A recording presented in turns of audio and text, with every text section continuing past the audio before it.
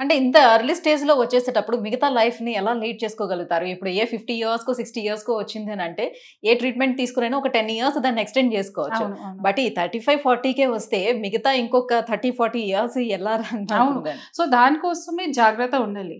So, first thing is understand what is the problem. First స్టార్టింగ్‌లోనే diagnosis అయితే you can understand what's happening in my body. ఏం జరుగుతుంది? ఎంత problem ఉందో దాని ప్రకారం మేము ఏమేం చేంజెస్ చేయాలి. సో, అన్నీ if you understand you can take proper care. Like you said కదా! 10 ఇయర్స్, 20 ఇయర్స్, 30 ఇయర్స్ బానే ఉండాలి కదా! We should be active. So, మీకు ఫస్ట్ మోకాల్లో నొప్పి ఉంటే ఆర్ వేరే జాయింట్స్‌లో నొప్పి ఉంటే తప్పకుండా go and check with your doctor. So, జనరల్‌గా ఆస్టియోఆర్థరైటిస్‌లో ఫస్ట్ సింప్టమ్స్ ఏంటి? మోస్ట్ కామన్ సింప్టమ్స్ ఇది. జనరల్‌గా మీకు ఎట్ రెస్ట్ మీన్స్ రెస్ట్ చేసినప్పుడు టైంలో, పడుకున్నప్పుడు టైంలో నొప్పి లేదు.